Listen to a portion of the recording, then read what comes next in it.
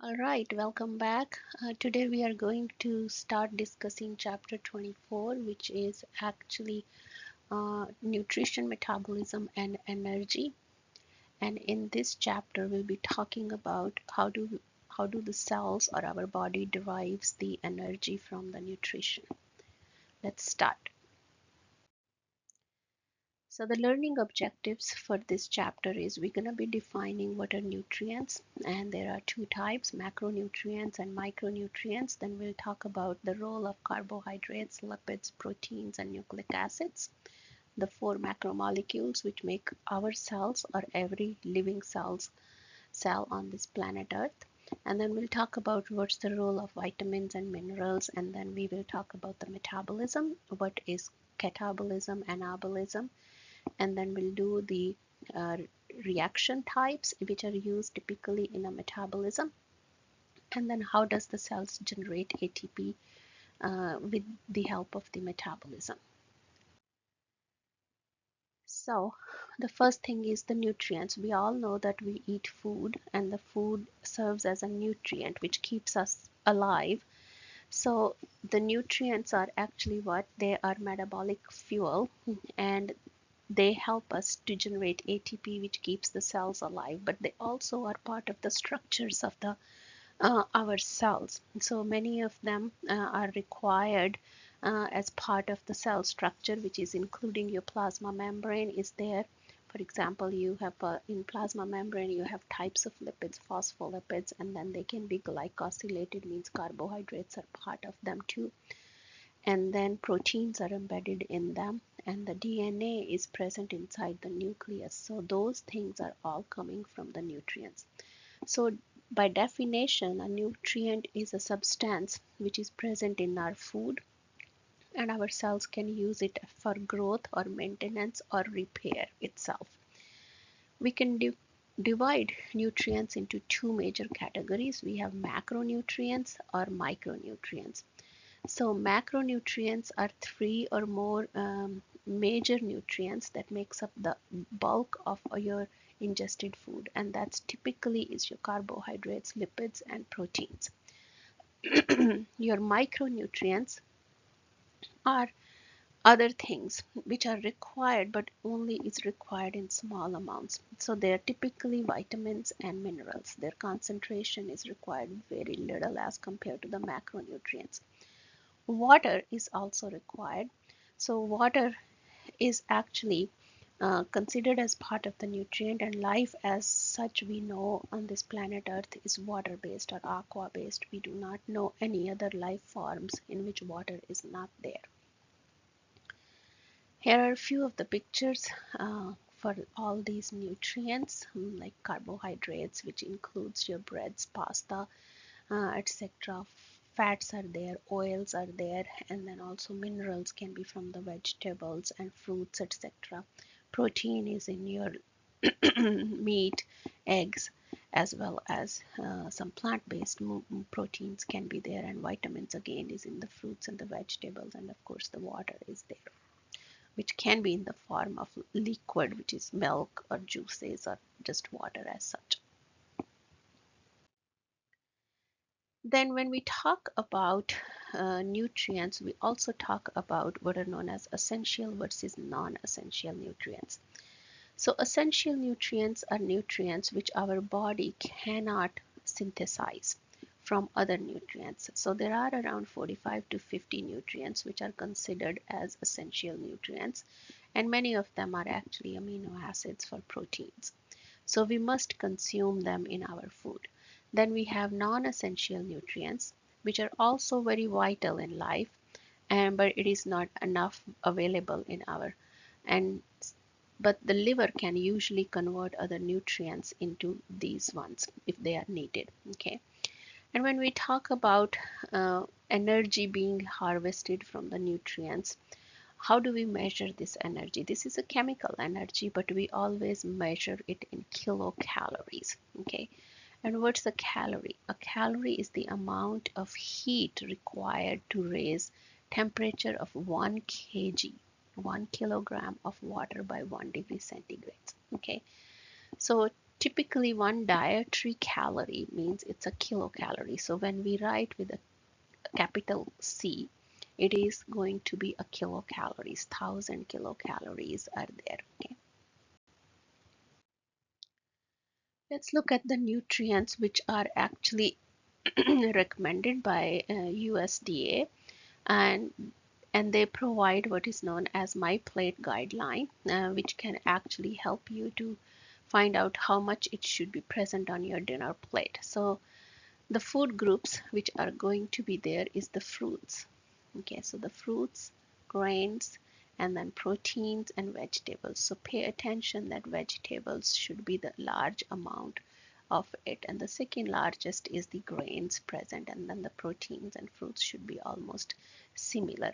Okay, so the basic dietary principle is eat only what you need. Okay, eat plenty of fruits, plenty of vegetables and whole grains, and then try to not eat any junk food, which is fried foods, etc. So let's talk about the first type of the nutrients in our we consume for our body is the carbohydrates. So the word carbohydrates means the carbon is hydrated. So the general formula is CH2O and N. For carbohydrates, recall from your AP1 class that N has to be 3 or above. So the dietary source of the carbohydrates is typically from the plants.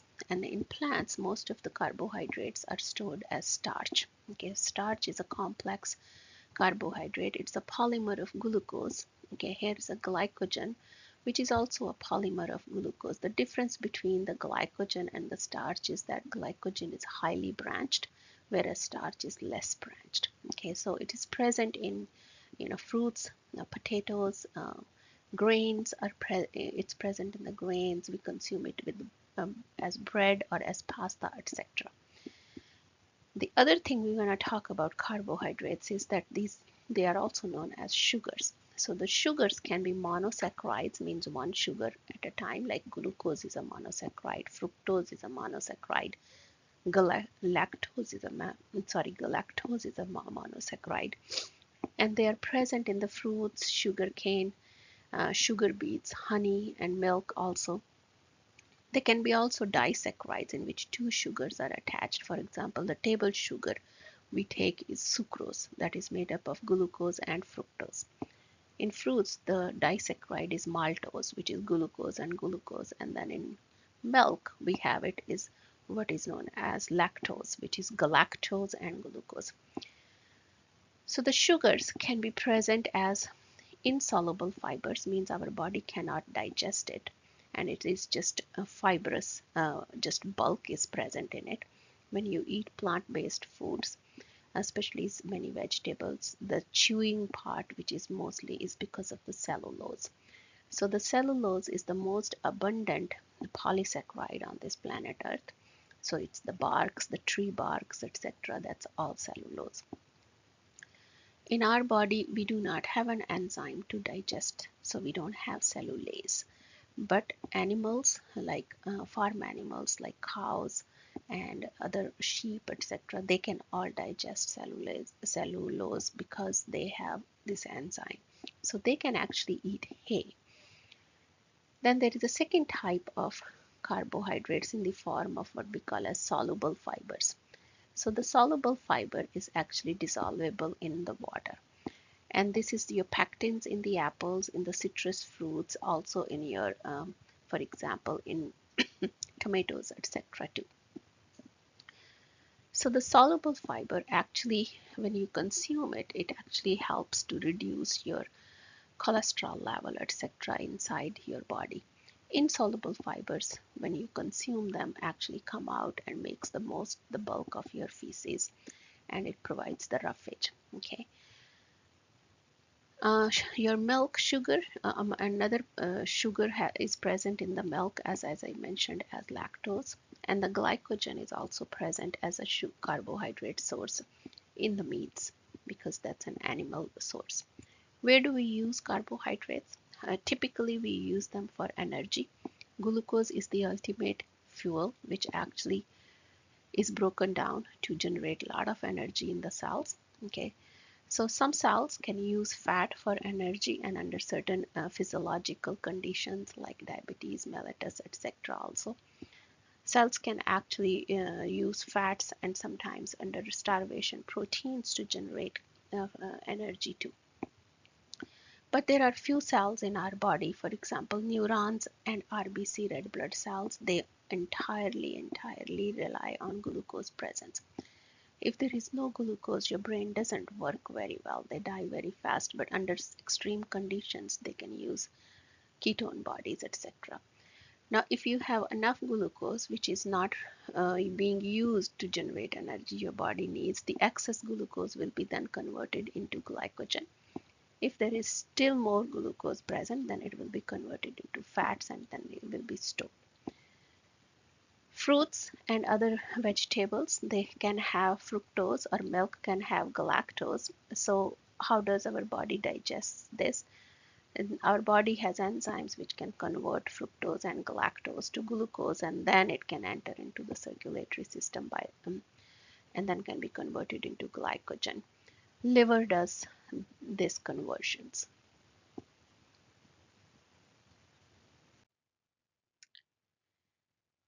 All right, so now let's discuss what is the dietary requirement for per day for a normal human being. Okay, so typically the FDA recommends the intake of 45 to 65% of total calories should be carbohydrates. Okay, and they should be mostly complex carbohydrates like whole grains and vegetables, and not just plain white sugar.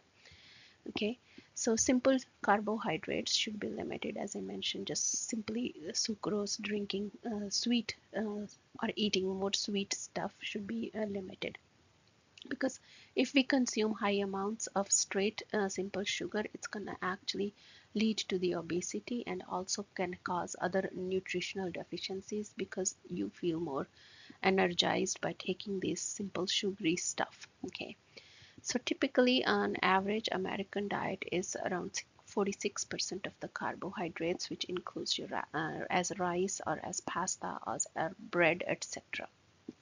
Carbohydrates tend to be very um, inexpensive, so and they can be used in high amounts for low income groups, etc. So calories needs typically for a person is like 2000 calories required for an average for a female and 2500 for a male. So as mentioned here, in the low income group, sometimes people can have more carbohydrates date based food.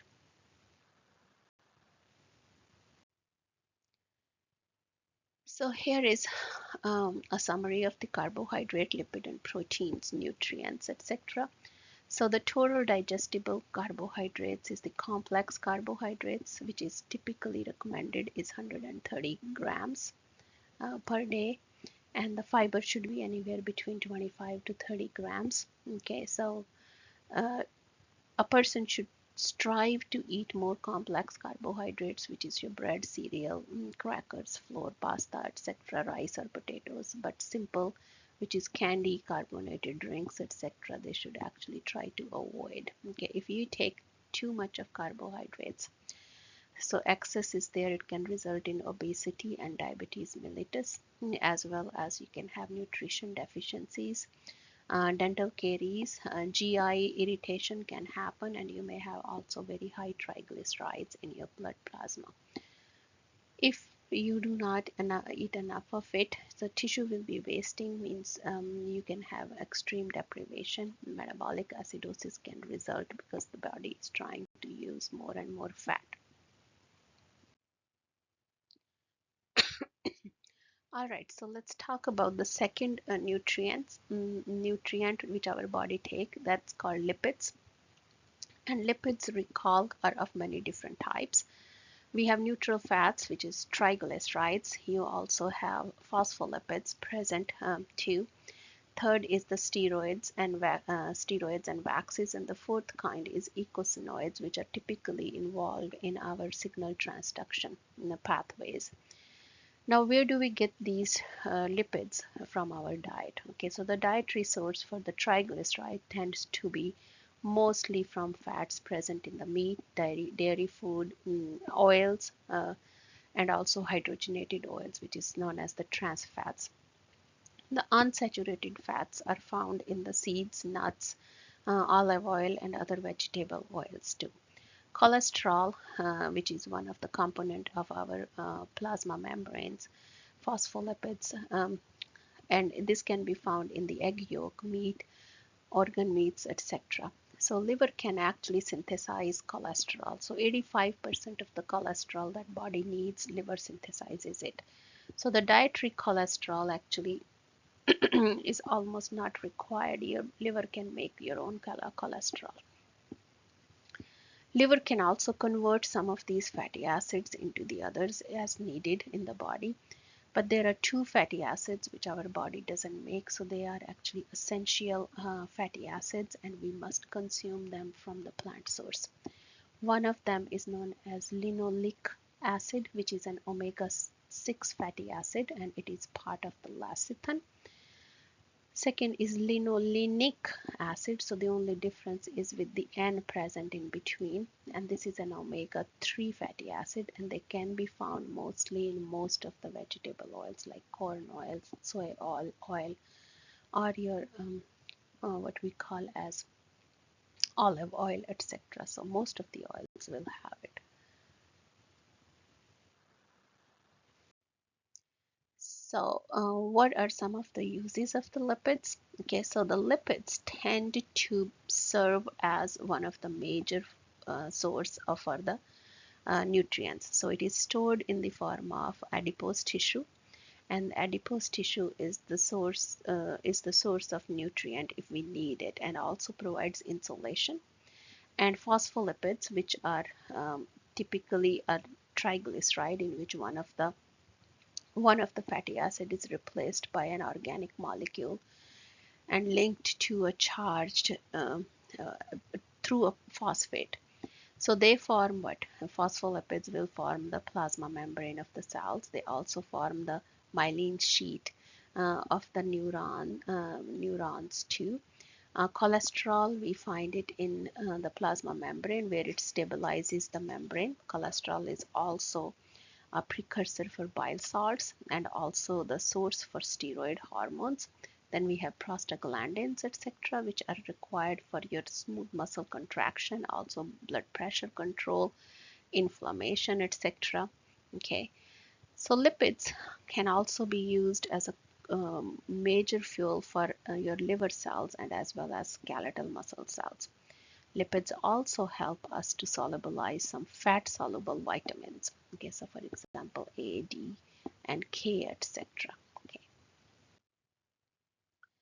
The dietary requirement for lipids is anywhere between 20 to 35% of the total caloric intake.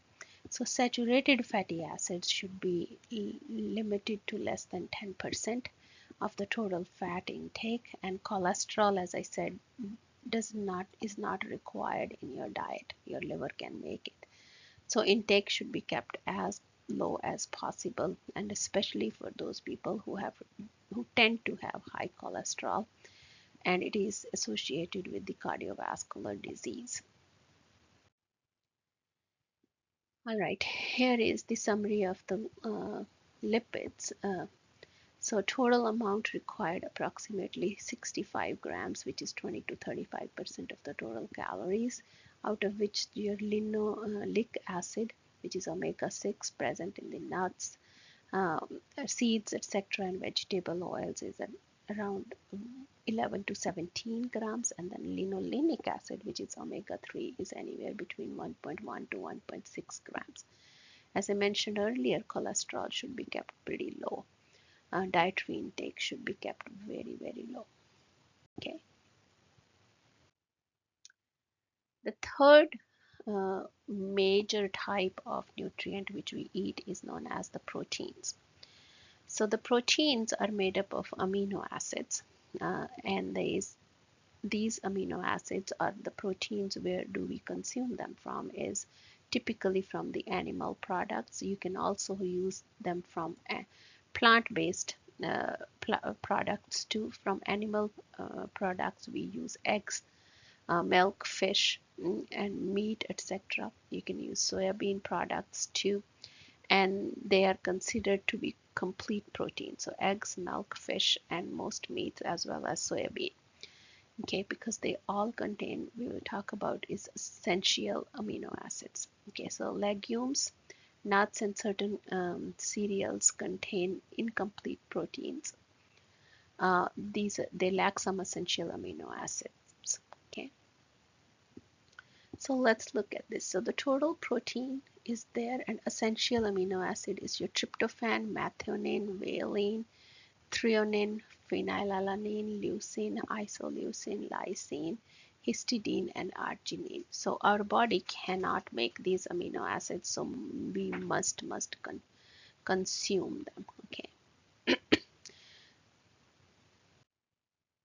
So what's the major use of proteins in our body? So number one thing is the proteins serve many purposes in our body. One of them is the structural materials. In the cell's body, remember we talked about was cytoskeleton in A and P1. So they can actually form the cytoskeleton of the cell in the form of keratin, collagen, elastin, etc. So they are part of the connective tissue. Muscles are also made up of motor proteins, which are known as myosins or actin filaments. Other function of proteins, rather than just the structural material, is they can act as enzymes, they can act as receptors, they can act as signal transductions, hormones, etc. They are required like that. Okay. Now there are few things about proteins. So proteins typically are not used as fuel in our body. Okay, so proteins are just part of the structure. To generate energy, typically we use carbohydrates and fats. So there are three factors which can determine whether amino acids can be used to synthesize proteins or should be burned as a fuel. So this is all in or none rule. Okay, so all amino acids must be present for our body to synthesize the proteins we require.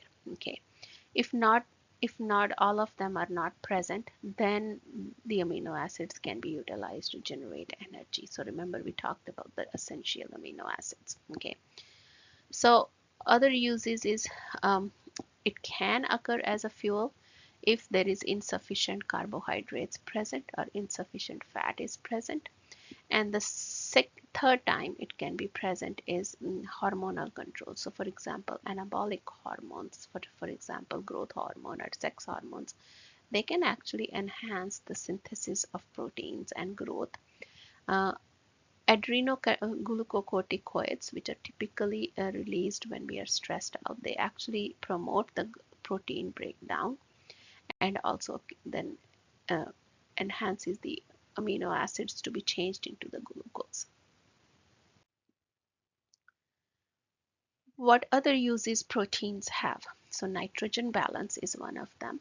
So typically homeostasis is maintained in our body where the rate of synthesis of the protein must be equal to the rate of breakdown and the loss of the protein. Okay, so we can have this nitrogen balance as positive nitrogen balance in which synthesis exceeds the breakdown, which is typically we see it in children, pregnant women, and whenever we had required tissue repair. In a negative nitrogen balance, breakdown exceeds then it is synthesized. That can happen under stressful conditions, infections, injuries, poor dietary proteins, and starvation conditions, etc. Okay, how much do we require?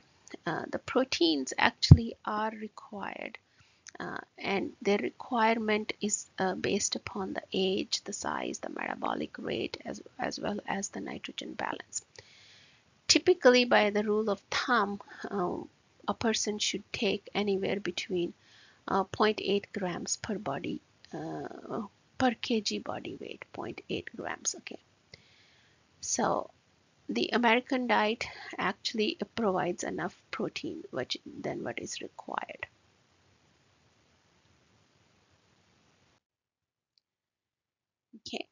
Uh, so here's the summary of the proteins. So the complete protein diet is your eggs are complete protein diets. Your milk is there, milk products, meat, which is including your fish, poultry, beef, pork, and lamb, etc., and also soybean. They are considered to be complete protein diets.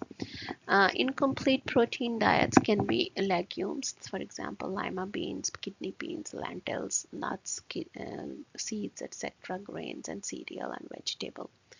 There. So requirement is zero point 0.8 grams, or roughly you can say 1 gram per kg body weight, and that is 12 to 20% of the caloric intake. If you have excess of it, then you can actually have obesity, and then you might even have enhanced calcium and excretion of the bone loss. So high cholesterol level can be there, and kidney stones can be formed. If it is deficient, you may have profound weight loss and also tissue wasting, retarded growth in the children, anemia can be there, edema can be there. And during the pregnancy, if you have less amounts of proteins being eaten, you may have miscarriage or premature birth taking place. Then we're going to talk about nutrients which are required in small amounts. So those are vitamins. So vitamins are organic molecules, and they're very crucial in many enzymatic reactions which are carried out by enzymes. So vitamins act as a coenzyme, means they activate an enzyme, okay? And we must take them in our food, okay? So some of them can be synthesized in our body. For example, vitamin D can be synthesized in our skin. We can have some B and some K being synthesized by the gut bacteria, and then beta carotene can be converted into vitamin A, and you can take it from carrots, okay? So none of the foods when we eat they carry all the vitamins, okay? So you have to take different types of foods to get different types of vitamins. For example, citrus fruits can have vitamin C, and you can't say that if you just keep eating citrus fruits you can have vitamin D, because vitamin D is only going to be synthesized in the skin by by sunlight. So there are two types of vitamins. One is the water soluble vitamins, and the second is the fat soluble vitamins. So the water soluble vitamins are typically B complex and vitamin C. They can be absorbed with water, okay, and then they can be excreted out of the body. They're not stored in our body, so they're excreted within one hour of your body. Fat soluble vitamins, for example, A, D, E, K, they can be stored inside your body, okay? So they are absorbed with the lipid digestion, and you can store them. Exception is vitamin K, and actually vitamin K, if you consume enough of these fat soluble vitamins, they can actually cause health problems too. I've given you guys the pictures of these vitamins. You don't need to memorize the formula or anything, but just need to know which one are fat soluble, which one are not fat soluble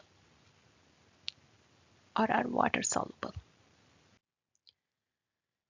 Okay, so now let's talk about what exactly do the vitamins do. So as one function is they act as coenzymes. Okay. The second thing they do is in our metabolism, especially our fat metabolism, a lot of free radicals are produced. Now free radicals actually can harm our cells. Okay. So many vitamins, for example, vitamin C, E, and A, and one of the mineral which is known as selenium, these are highly antioxidants. Okay, so they can actually neutralize these free radicals, which is oxygen, O2 with negative charges on them. So they can neutralize them, and that way actually our body can be saved from the bad influence of these free radicals. Okay, so what food stuff carries in high amount these vitamins. So you can have broccoli, cauliflower, Brussels sprouts. They're very good source of vitamin A and C.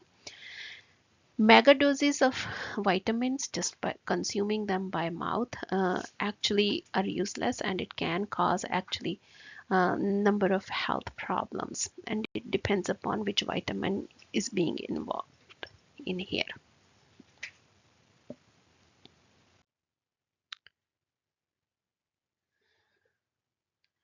So this table is actually very nice because it summarizes all different types of vitamins, water soluble and fat soluble, and what are their functions, major functions, and also if there are any deficiencies or if there are any extreme excesses. So the extreme excess is written in the pink font, etc. Say for example, if you take too much of vitamin B1, which is a thiamine, which is you can get it from legumes, pork, peanuts, etc., and it acts as actually coenzyme to remove CO2 from organic molecules. Okay, so this is typically you can have it, but if you have deficiency, it's gonna be very disease, which is tingling and poor coordination, etc. There is no harm in eating it excess. Okay, extreme excess. The only thing is B3, which is niacin, and that is a part of the coenzymes NAD plus and NADP plus, and if you take too much of it, it can actually cause liver damage. Okay, fat soluble vitamin A, if you have it too much of it, it can cause you headache, irritability, vomiting, hair loss, even blurred vision. And so vitamin D, uh, it can it it is required and aids in absorption, as also use of calcium and phosphate. If there is less vitamin D, we have rickets. It's a disease which can happen in which bones are very soft, and uh, if it is too much of it, then cardiovascular and kidney damage can occur.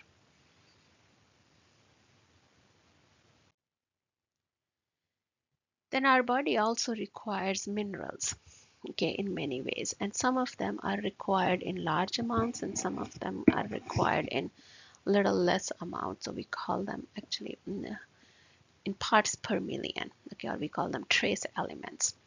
So there are 7 minerals which are required in moderate amounts. These are your calcium, phosphorus, potassium, sulfur, sodium, chlorine, and magnesium.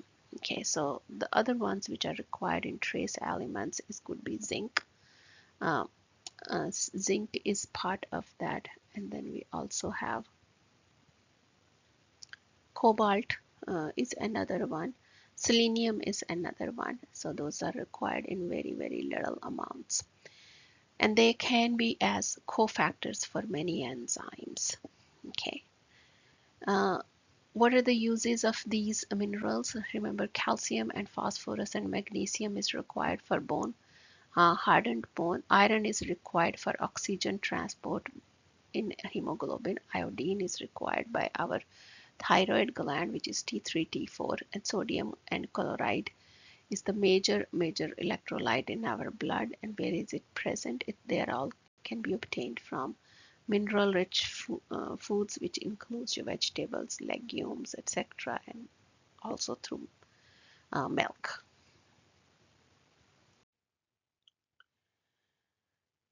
All right, so this table actually summarizes very well the minerals which are required in our body and gives their functions too. So I just want to go over a few of them. For example, calcium is required for your bone and tooth formation, and also for your blood clotting, nerve and muscle functions. Also, phosphorus is part of your bones and tooth, and also phospholipids present. Sulfur is required for certain amino acids, typically methionine and cysteine. Potassium is also required for your membrane potential, which is known as resting membrane potential, or RMP, as well as acid base balance. Sodium is the most uh, mostly present in the extracellular matrix and is required for your overall water balance and the electrolyte balance. And then we have magnesium is required as part of the ATP. It's a cofactor for ATP synthetase. Iron is for your part of hemoglobin as well as one of the electron transport chain cofactor. Fluoride is also required for your tooth structure. Zinc is part of certain digestive enzymes, particularly the metalloproteinases. Copper also is a factor in your iron metabolism, as well as melanin, and iodine is part of your thyroid T3, T4. Cobalt is a component of your B12 vitamin. Selenium is also an antioxidant. It's a cofactor for many enzymes. Chromium is also involved in the ATP or energy metabolism, and molybdenum, both they are actually act as cofactors. Now let's talk about metabolism. So metabolism actually is known as sum total of all chemical reactions present in the cells. There are two major types of chemical reactions which occurs in the cells. One is known as anabolic reactions, means which are synthesizing the large molecules from the smaller molecules. They always require ATP. Okay, for example, you're making proteins from the amino acids. And second is catabolism, in which we always break down the complex structures into smaller structures. For example, proteins into amino acid. Catabolism generates ATP. So both anabolic reactions and catabolic reactions are linked up by synthesis of ATP or use of ATP. So for example, you have polymers, polysaccharides, starch or proteins. You break them down into monomers in this way and you generate this ATP. And then you utilize this ATP to synthesize them for our own body purposes. Okay. These monomers can further be broken down to carbon dioxide and water and ammonia, and we generate more and more ATP here. Okay, so that is when you are actually oxidizing it to even smaller molecules. Okay, so the process of breaking down of material to the smaller level is known as cellular respiration, in which we also generate energy is the form of ATP. Okay, the cellular respiration occurs inside the mitochondria. Okay, and it is little different from the organism's respiration, which we call as inhalation of oxygen and exhalation of carbon dioxide. So cellular respiration occurs in the mitochondria, in which the electrons are obtained from organic molecules and they are oxidized to CO2, and those electrons are then passed on to some other another electron acceptors present in the cell or in the mitochondria, and ultimately are passed to oxygen to generate water. And the whole process, we actually synthesize ATP plus water plus carbon dioxide. Okay, couple things are required for the process of cellular respiration. One of the reaction which is very common and is done is known as phosphorylation. So phosphorylation is transfer of phosphate onto something. Now cells do not make ATP from scratch. They always start from ADP plus PI and to give you ATP, and that's known as phosphorylation too. Typically, you may also have proteins can be modified by putting a phosphate onto them. And the enzyme which carries out this reaction means putting something on something, a phosphate on something is known as kinases. And there are enzymes in the cells which removes the phosphates. Those are known as phosphatases. Okay, so let's look at what are the three stages in which we can actually process the nutrients. So stage one of this is that we take the nutrients inside our body, we do ingestion, digestion, and then absorption, and then we transport them to the tissue. And the second is cellular processing, which is the tissue takes it in, okay, and then it decides whether it needs to break it down to generate ATP, or it needs to use the simpler forms to generate its own components. So in the GI tract, digestion is your proteins will be changed into amino acids. Your carbohydrates will be into simple sugars, which could be glucose, fructose, or any other sugar like galactose. And fats will be digested to glycerol and fatty acids. And this we have seen earlier, and they will be triglycerides, etc. At the tissue level, then the cell is going to start breaking them down, okay, further. So from glucose, okay, so it is actually changed into pyruvic acid. So, and then at the oxidative breakdown, which is the third level, occurs in the mitochondria, okay. In the second way where we see this are a couple pathways. So one of the pathway which is known as glycolysis occurs, okay. And in here, in this process, we actually take the electrons from the organic molecules and pass them on to electron accepting molecules inside the cells. And then we need to regenerate those molecules back so the cell can continuously generate ATP. So that's when the oxidative breakdowns come. We break it down to carbon dioxide and water and ATP. Okay. So typically your cellular respiration will be consisted of your stage number 2 and 3, not the number 1. So this is together is known as the cellular respiration, means in which the organic molecules are oxidized to the level of carbon dioxide plus ATP is generated, and plus we generate water. So a couple more types of reactions which we see commonly in the metabolic pathways is one of them is known as oxidative reduction reactions. So oxidation is known as gain of oxygen or loss of hydrogen, or we can also call it gain of loss of electrons. So there are two things you can remember mnemonics. One is known as Leo and the other is known as GER. Okay, loss of electrons is oxidation, or in layman's terms, oxidation is gain of oxygen or you lose hydrogens. Another one people can utilize is called oil rig.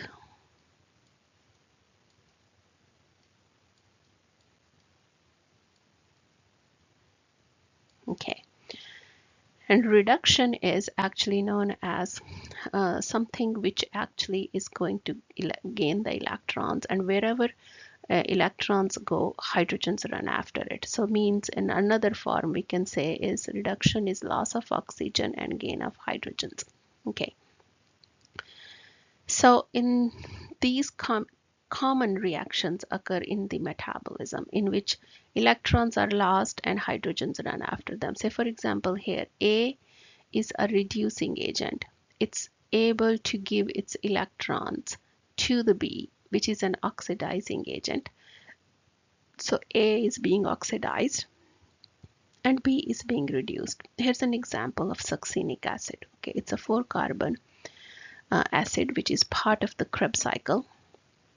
It can pass its electrons and 2 hydrogens to universal electron acceptor. So the cells have 2 universal electron acceptors. One is known as nicotinamide adenine dinucleotide. Okay, and the second is known as flavin adenine dinucleotide, NAD plus and FAD. So you can pass the electrons to them and hydrogen will go there. And then this molecule, succinic acid, which is the reduced form, will become into fumaric acid and become oxidized. And this kind of reactions occur a lot in the metabolism. So let's look at now how is ATP synthesized. So as I mentioned earlier, the cells do not synthesize ATP from scratch. They always use ADP and then put phosphate onto it. But since an ATP has three phosphates on, ADP also have two phosphates on them, and phosphates are negatively charged.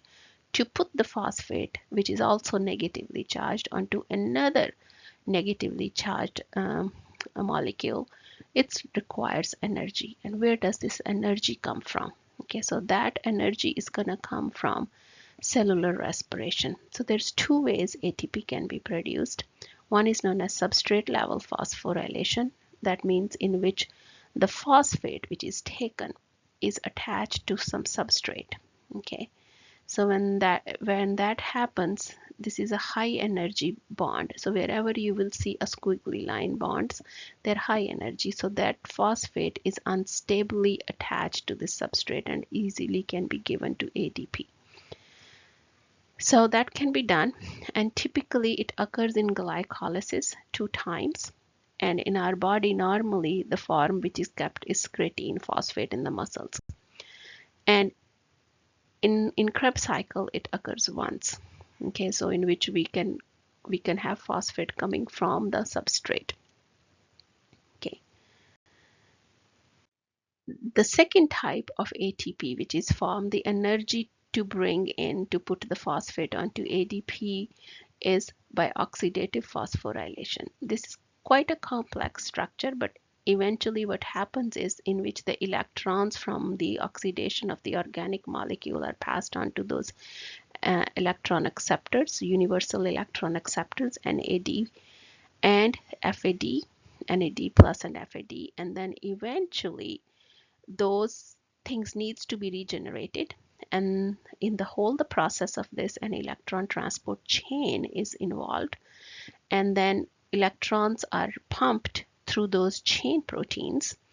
As they're done, hydrogen ions are moved from the matrix between the two outer and the inner mitochondrial membranes, creating a hydrogen ion concentration increase in that space, and that space then creates what we call as a chemiosmosis, means a chemical has moved there. Remember, osmosis is movement of water. Here we are not moving water, it is only the protons are being moved, so hence we call them chemiosmosis. So the protons start accumulating between the two membranes of the mitochondria, which are this. And as they keep happening that, and then they need to go back into the matrix of the mitochondria, they go through a protein which is kind of has a spinning fan on it, kind of, and that's the ATP synthetase. As they fall through that ATP synthesis, they turn on that rotator, and that generates energy. It's like a propeller, turbines, and then phosphate is attached to ADP to generate ATP. Okay. So now with this background knowledge, let's move further and talk about what is carbohydrate metabolism. How does the carbohydrates are broken down to the level of CO2? So everything we eat gets converted into glucose or its broken parts. Okay, and we're gonna learn that. And then we inhale oxygen, which is taken to the mitochondria, and then in the presence of oxygen, glucose is actually oxidized to water plus carbon dioxide, and we produce 32 ATPs plus some energy is released. This complete oxidation of glucose to the level of CO2 requires three things. One is glycolysis or glycolysis, and second is Krebs cycle, and third is electron transport chain and what we call as oxidative phosphorylation. So this occurs, the glycolysis occurs in the cytoplasm of the cell. And in the glycolysis process, which is the most primitive method of generating ATP, it's very inefficient method of producing ATP. Only 2 net ATPs are produced. But this is the one which is actually used by everything which is living on this planet Earth, with the exception of few bacteria. They do not do glycolysis, but they have a similar pathway alternative to that. So in glycolysis, what happens is, remember, glucose is C6. So 6 carbon structure is there. In glycolysis, we actually produce 2 3 carbon molecules, which is known as pyruvic acid. And you produce a little bit of ATP, 2 ATPs net. And then pyruvic acid needs to go into the mitochondria, but it cannot go into the mitochondria as such. Remember, in mitochondria, there are 2 membranes. One is the outer mitochondrial membrane and then the inner mitochondrial membrane. Outer mitochondrial membrane is pretty permeable, allows things to go in. Inner one doesn't. It's highly impermeable. And this is where the cell, the mitochondrial electron transport chain, ETC, are present in the inner mitochondrial membrane. Now, the mitochondrial matrix, which is inside this space, is where pyruvic acid or glucose, we will say, is going to be converted into carbon dioxide. So in order for it, pyruvic acid to go inside the matrix where the citric acid cycle occurs, it first must be decarboxylated. There is one intermediate step. So pyruvic acid, 1 CO2 leaves here. So it's from one molecule. So 2 of them leaves there. Okay, so 2 CO2s go there. And then they enter into the matrix. Okay. And then in the whole process, as the CO2, more CO2 comes out of the citric acid, all we create is chemical energy in the form of NADH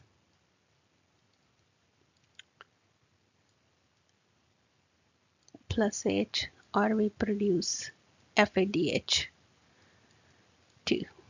And then they need to be regenerated back. So they give their electrons to the electron transport chain, which is present on the inner mitochondrial membrane, to reform the NAD pluses. And then we generate ATP from there. Okay, so let's look at this. So glycolysis occurs in 10 steps. It occurs in the cytosol. And for any molecule to be broken down, it first must be activated. So it has 3 phases. One is sugar activation, second is sugar cleavage, and third is sugar is oxidized, and then we form ATP. So let's look at this. So sugar is activated by glucose molecule. Glucose is first phosphorylated to give you glucose 6-phosphate. And then the enzyme is hexokinase. Then the glucose is isomerized into fructose. And then fructose is further phosphorylated.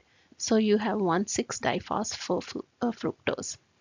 And then at that point, the molecule breaks it down. So from here, the sugar is cleaved, second point. Okay, and then sugar cleavage and then sugar oxidation. So we're going to go over these steps. But the net reaction is glucose is changed into 2 pyruvic acids, 2 ADP plus 2 PI. 2 ATPs are produced and we generate 2 NADHs. So sugar activation, as I mentioned, here in your book just mentions it cuts the steps and just takes you straight to fructose 1,6-diphosphate. Okay. And this in here, since we to put 2 phosphates, we require 2 ATPs and 2 ADP are produced. This is an energy investment steps. And then fructose, anything which has 2 phosphates is highly unstable. Breaks down into dihydroxyacetone phosphate and glyceraldehyde 3-phosphate, which can isomerize into glyceraldehyde 3-phosphate. And then all right, in the second step, the dihydroxyacetone phosphate and the glyceraldehyde 3-phosphate, they isomerizes. So actually this is the third step in your book, but I'm mentioning it after the split. The second step is that we're gonna, through series of reactions, we change the glyceraldehyde 3-phosphate into the pyruvic acid. And there's not one step, but there are a number of reactions which are going to occur. In this process, we actually use 4 ATPs are are generated here. So we already used 2, so net will be 2. And we also generate 2 NADHs, and oxidation is done, and then pyruvic acid comes. And then fate of pyruvic acid is decided based upon what type of cell is that. Okay. So far we have generated 2 net ATPs, and we have generated 4 NADHs. So that I want you to keep in your memory. And then glycolysis keeps continuing. So in the end, you have net will be two ATPs, net 2 reduced NADHs, and gain is 2 ATPs and 2 pyruvic acid. Now, if oxygen is present, NADH will transfer its hydrogens to the electron transport chain, which occurs in the mitochondria. But if oxygen is not present, it will be pyruvic acid will be changed into lactic acid to generate a little bit of NAD. Now you will wonder where there is no oxygen inside our body and where will this lactic acid will be formed. So now think about it. When you're doing exercise, your muscles actually use lot of oxygen also, and as they work hard, they actually swell up. When they swell up, the small blood vessels inside the muscles get squeezed and shut. So that's a condition where less oxygen is present. So in that condition, when person is exercising a lot, you'll have a lactic acid production. And then that lactic acid can be sent to the liver. And from the liver, it will be changed back into pyruvic acid, and then we can actually synthesize things from it like glucose in the reverse direction of glycolysis. Okay, so here is actual glycolysis pathway. I like to show this better just for understanding. You do not need to memorize each individual step. But here's the first step. Glucose is phosphorylated to glucose 6-phosphate, and ATP is being used, which isomerizes. It also gives you the enzymes isomerase to fructose 6-phosphate, which is further phosphorylated by phosphofructokinase, and fructose 1,6-diphosphate. So remember, anywhere phosphate is there, it's a negatively charged, it's very, very high energy. The molecule breaks down into dihydroxyacetone phosphate and glyceraldehyde. Glyceraldehyde is then oxidized to and phosphorylated to 1,3-biphospho or bisphosphoglycerate. Again, anything which 2 phosphates are there, 1 phosphate will be given up as an energy and oxidation will occur. So 2 ATPs are produced here. It changes into 3-phosphoglycerate, which reorganizes itself into 2-phosphoglycerate. This phosphate jumps to the second position, and then it is dehydrated. Water is removed. What is left is there's a double bond here between the 2 carbons. So what it is phosphoenol pyruvic acid, or what is known as PEP, phosphoenol. Okay, so this is, and again, very high energy level phosphate here, and that's given to the ADP to generate ATP, and we are left with the pyruvic acid. So now pyruvic acid has CH3 C double bond O, COO. Anywhere you see COO in molecules at one end, in metabolism, it can be lost as carbon dioxide. Okay, so that's something I want you to remember. All right, so we talked about already what happens if there is less oxygen. Pyruvic acid is changed into lactic acid. Then what happens to the lactic acid? So the lactic acid here is it's being shown the muscles produce, in case when the muscles are working very, very hard, is then taken up by the blood, brought it into the liver, where the lactic acid can be converted into glucose by process known as gluconeogenesis. Glucose neogenesis means new glucose is being formed. Okay, so this is what happens in here. Okay, so the purpose of glycolysis is what? You'll wonder that it's an inefficient method, but what do we do with it? Or why do the cells have it? It's the purpose is because it results in a faster ATP production than the aerobic respiration. although it produces little less, not little less, quite less, but still it gives faster. So after this, what happens to the pyruvic acid? That's the next question. That's where we actually come into is known as citric acid cycle, which occurs in the middle or matrix of the mitochondria. Citric acid cycle is also known as Krebs cycle, named after the scientist who actually deduced most of its steps. And then but there's a step in between. We call it transitional phase. Remember I said mitochondria is not permeable to pyruvic acid. So pyruvic acid must be changed into something else so it can enter into mitochondria. So the first step, which is known as the transitional phase or intermediate steps, as it is mentioned in many books, the first thing is decarboxylation occurs. So one of the CO2 leaves from one molecule. In reality, we had two molecules, so two CO2s are gone from glucose. Whatever is left, two carbon structure is acetic acid, and then this is activated by binding of a coenzyme A onto it. So it is energized, so it can be taken inside the mitochondrial inner membrane and into the matrix. So next steps what we're going to discuss is what happens to the acetyl-CoA once it has entered into the matrix. And then from there, actually, the acetyl-CoA combines with oxaloacetic acid and produces a 6-carbon structure, which is citric acid. That's why the name citric acid cycle. Okay, and we're gonna go over these reactions. Again, I want you to pay attention to a couple things. You do not need to memorize each individual steps. Okay.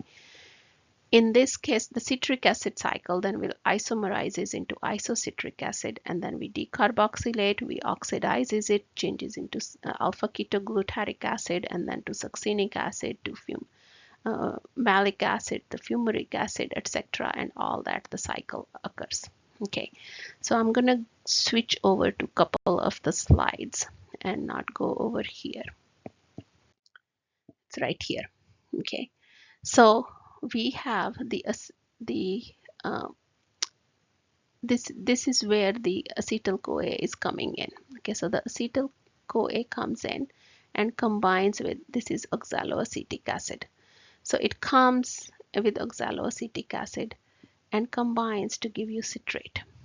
Okay, so citrate then isomerizes to isocitrate, and then one of the carbon dioxide is lost. Okay, then NAD comes and it is oxidized to what is known as alpha ketoglutaric acid.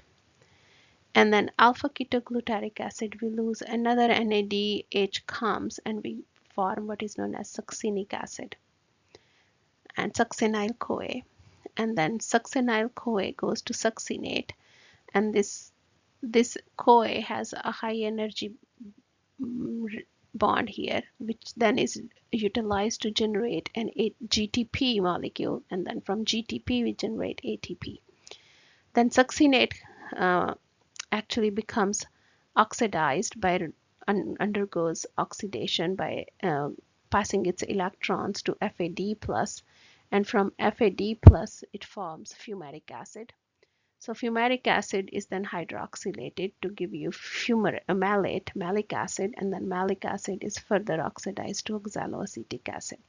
So we end up with the same molecule what we started with, oxaloacetic acid. But in the whole process, what did we generated? We generated NADHs, 3 of them. One of them is here. The other one is here for one acetyl-CoA. In reality, we had 2, so we generated 6 NADHs, 2 FADHs, and 2 ATPs in this step. Okay, so that's the important thing to remember here. You don't need to memorize their molecular or their structures. And then, in order for the cell to continue doing this, these NADHs have to be oxidized back to NAD+. So NADH, which we are accumulating in the cell, is known as the reducing power of the cell. And this reducing power of the cell has to be brought back to its oxidized form, and that is done through electron transport chain, and that's when we generate energy. So now we're going to go over electron transport chain. So what is an electron transport chain and oxidative phosphorylation? So the electron transport chain are number of proteins present in the inner mitochondrial membrane. So this is the mitochondrial, this is the outer mitochondrial membrane, and this is the inner mitochondrial membrane. It has a couple of the large enzyme complexes. Just for simplicity, you can say here is this is number 1, number 2, number 3, and couple of the coenzymes. Coenzyme Q, cytochrome C, and then we have the other one. So the NADH comes and gives its electrons to the first NADH dehydrogenase complex. As the electrons are passed from NADH to this enzyme, 2 protons pass through, because remember protons run after electrons. And then they pass through coenzyme Q, then through second enzyme place, and then 2 more protons are enter here. And then as it go through cytochrome C and cytochrome C oxidase, and then 2 more protons go up. So we end up having 6 pairs of protons into the space between the mitochondrial membranes, inner and outer. FADH rather than NADH cannot give its electrons to the first enzyme complex, so it gives it to the second one, slightly behind it. So it only produces 2 plus 2, 4 protons outside. Now we have built an accumulated number of protons in this space. Okay, so that's known as chemiosmosis, means chemical has been accumulated in a place here. And eventually, then this is the ATP synthetase. The electrons are passed on to oxygen, and then water is produced, but these protons come back through this ATP synthetase, the enzyme. So they fall through this protein and turning this turbine, which then generates force enough that you can put phosphate onto ADP and you do ATP. Now for each pair of proton, you can produce almost 1.5 ATPs, or for 3, you can say for each NADH2 oxidize, it's 2.5 ATPs are produced. And for FADH, it is 1.5. That's the number, the new number they're giving. In old books, you may actually read that there are 3 ATPs produced. For 2 protons, there's 1 ATP. And for FAD will be, so that means NAD is producing 3 ATPs and FAD is producing only 2, but it's a little less. Okay, so 2.5 and 1.5. Okay, so the transport chains, remember these are the flavin proteins, riboflavin and cytochromes are there, as I mentioned, and then will produce the water as well as the energy, and ATP is formed. So they go like this in chains. Okay, so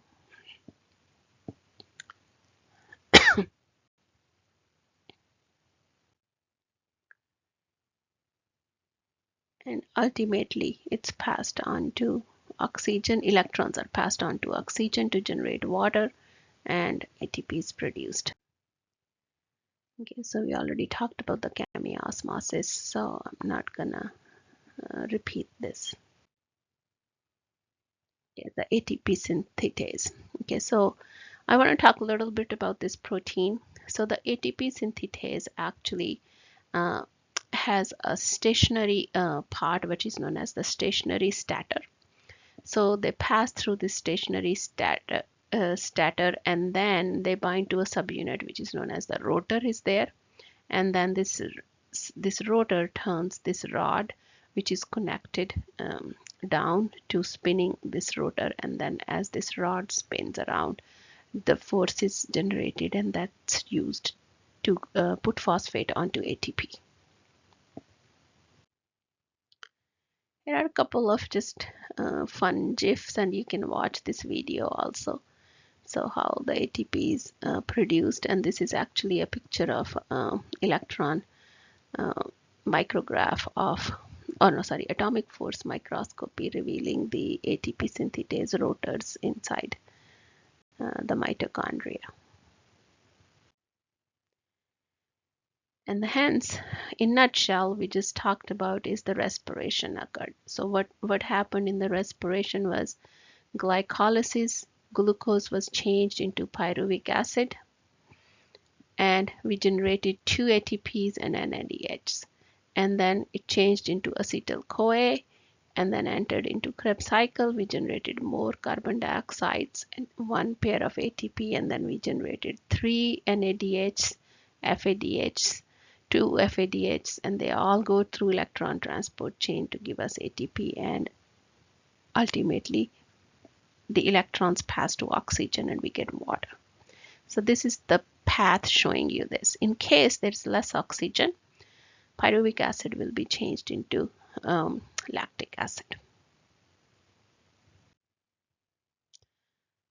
So the overall summary of ATP production is the flow of energy from glucose to NADH electrons to electron transport chain plus proton gradient energy, and ATP is produced. Now let's look at and split this into little steps. So substrate level phosphorylation, we see 4 ATPs are being produced. Oxidative phosphorylation, we produce 28 ATPs. And then it's same NADH, we put one NADH going back to its NAD plus is 2.5 ATPs. So 10 of them were produced, so 25, and for one FADH it is 1.5 ATP. So you produce 3 ATPs here. So total ATP which are produced is 32, but some energy is required to transfer the acetyl-CoA inside the mitochondria. So hence we say around 30 ATPs are produced. So far nobody knows exactly how many ATPs are produced. In older books, some of them will say 34 are produced, 36 are produced, or so and so forth. Okay.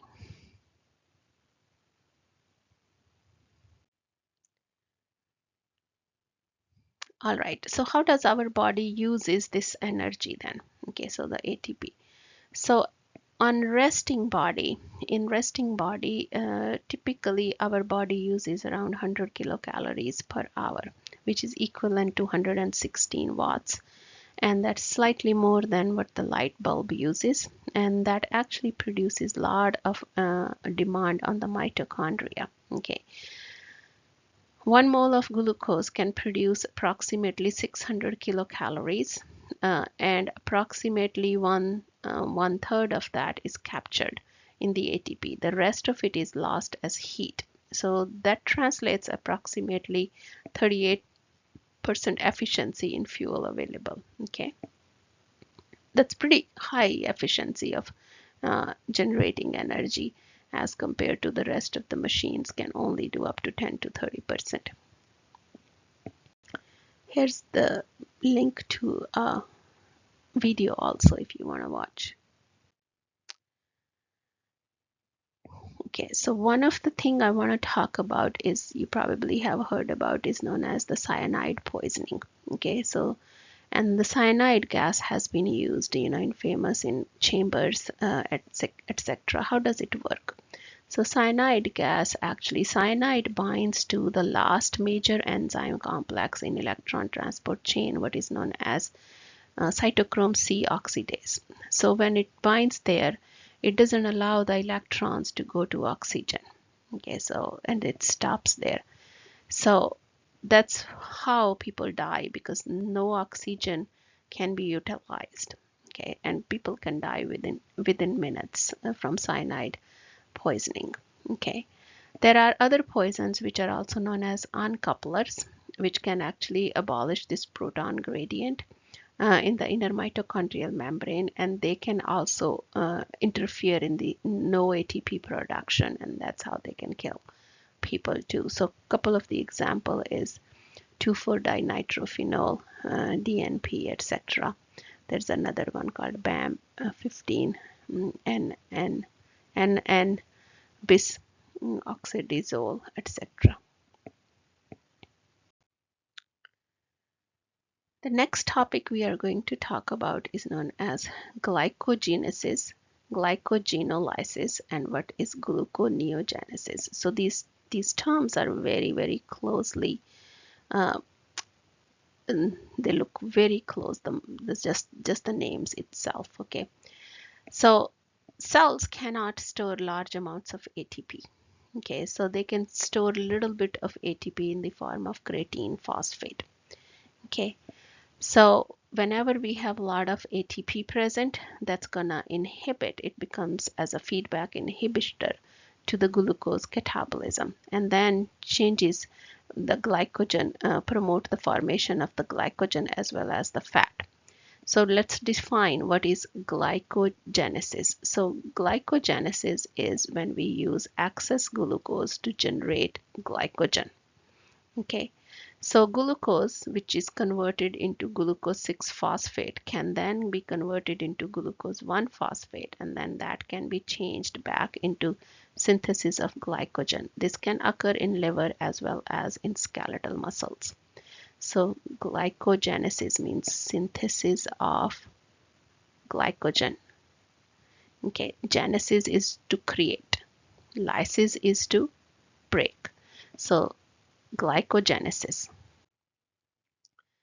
Glycogenolysis is breaking down of glycogen via glycogen.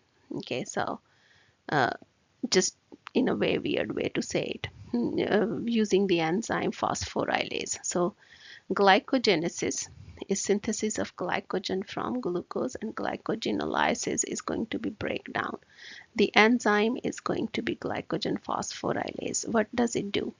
So here is the blood glucose level, and it takes its side in the cell. So glucose is phosphorylated, hexokinase is present in all cells, glucose 6-phosphate, then it changes into glucose 1-phosphate, and glycogen synthesis occurs. And then glycogen, if we need to break it down, and if the cell needs more glucose, then glucose 6-phosphate is then broken down to this. Okay, so glycogen is then broken down into glucose. Okay, so liver cells as well as some kidney cells, they contain an enzyme which is known as glucose 6-phosphatase, and that can remove the terminal phosphate from the glucose, and you can generate glucose from there. What is gluconeogenesis? Neo means new. This means you are synthesizing glucose from not carbohydrates but from something else. So that something else is non-carbohydrate source, which is going to be what? The non-carbohydrate source, it will be either proteins, amino acids, etc.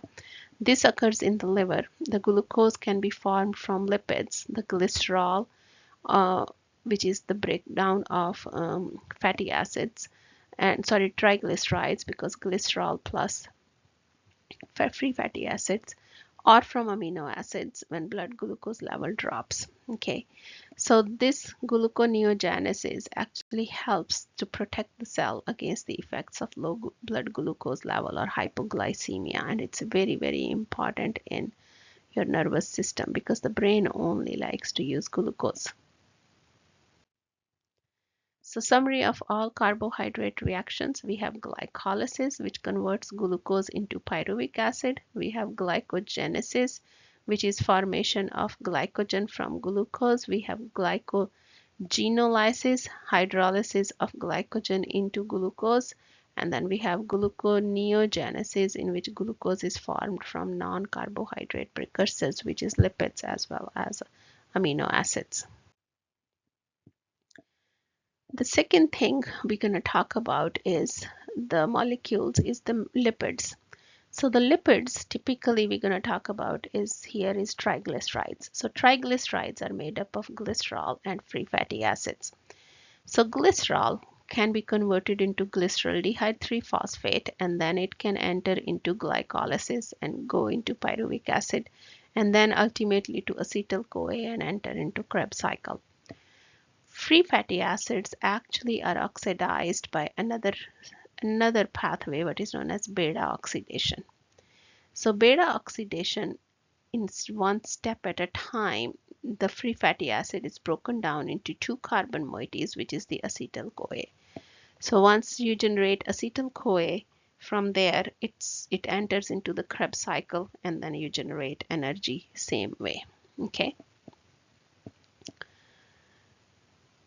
So fats produce more energy as compared to carbohydrates. They produce 9 kilocalories per gram versus 4 kilocalories per gram of carbohydrates or proteins. The reason being the fatty acids can be have more acetyl-CoA than as compared to carbohydrates. We only produced 2 here, but the fatty acids, say palmitic acid, etc., or stearic acid, they can generate 8 of acetyl-CoA, so they are produces approximately 4 times more, almost double the amount of energy. Okay.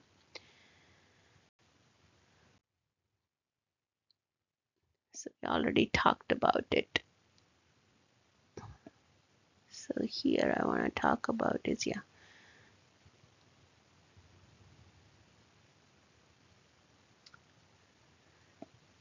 So one thing is here, when the glycerol is coming to glyceraldehyde, it is only one molecule of glycerol coming, because remember, it's not half, it's not two of them are coming, it's one, because glycerol is a 3-carbon structure, and it's just like glyceraldehyde. So half the amount of energy coming from as compared to glucose. Already talked about this, so I am just gonna go to the next one.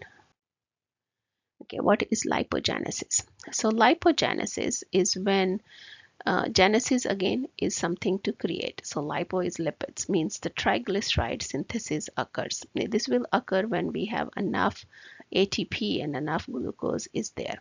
Okay, so dietary glycerol and fatty acids are not required, typically not required, are not needed for energy, and they can be stored as triglycerides. Okay, and many of them are stored as adipose tissue. 50% is stored at somewhere else. Okay, glucose can also be converted into fat, because it can be converted into acetyl-CoA, is the intermediate between glycolysis and the Krebs cycle, and also for the synthesis of lipids. So another thing is lipolysis. Lipolysis is when we break down the stored fats into glycerol and fatty acids, which is reverse of now lipogenesis. Okay, so fatty acids actually are used more preferably by liver, cardiac cell muscles, and also the resting skeletal muscles for fuel. Okay, so lipolysis is accelerated when we do not have enough carbohydrates intake, or is inadequate. That's why people say cut the carbs if you want to lose fat. Okay, and beta oxidation releases this as acetyl-CoA, produces large amounts of acetyl-CoA, and then acetyl-CoA enters into the Krebs cycle. Okay, but acetyl-CoA will only enter into a Krebs cycle if enough of the intermediates, oxaloacetic acids, are present. If they are not present, then acetyl-CoA tend to accumulate. When it starts accumulating, you do not want too much of acetyl-CoA in your body. So then it is converted into ketone bodies, what are known as ketogenesis. Okay, so ketone bodies include acetoacetic acid, beta hydroxy butyric acid, as well as acetone. And when people have this lipolysis faster than what their body can utilize it, so they accumulate these ketone bodies, and their breath actually smells a little fruity. So I'm going to show here a little bit of this. So the ketone bodies are produced, and they are kept into the inside the liver. Let's take a quick summary of lipids. Lipids are oxidized. Beta oxidation converts fatty acids into acetyl-CoA. Lipolysis breaks down the lipids into fatty acids and glycerol, and lipogenesis forms the lipids from acetyl-CoA and glycerol dihydrophosphate. There's some homeostatic imbalance, as I mentioned earlier, about accumulation of ketone bodies. And if there is too much of it, it can actually lead to what is known as ketosis. Ketosis is typically found in starvation, unwise dieting, and also diabetes mellitus. If some of them can be released in the urine, but you can actually have a buildup of these molecules, which can cause what we call as metabolic acidosis, which can cause a drop in the pH levels. And then your patient's breath will smell fruity from vaporizing acetone, and this can be life-threatening too. So your breathing becomes very shallow and rapid as the lungs try to release more carbon dioxide to raise the pH. Now let's look at how does the lipids are used to produce structural molecules or materials. Remember, the lipids are part of the cell membrane, etc. So phospholipids form the cell membranes, and they also form myelin sheaths on the neurons. Cholesterol also is part of the um, phospholipid bilayer. It stabilizes the membranes. Okay, so in addition to that, in the liver, the lipids can be converted into to produce um, lipoproteins. Okay, so lipoproteins helps to uh, transport cholesterol and fats. Okay, so lipoproteins and they synthesize. Okay, and liver also can produce cholesterol from acetyl-CoA, and then cholesterol can be utilized to create bile salts. So here's a lipoprotein structure. It is made up of phospholipids, triglycerides, cholesterol esters are there. So we have free cholesterol also, and then also we have proteins. Some proteins are there, which helps them to move around these triglycerides and cholesterols.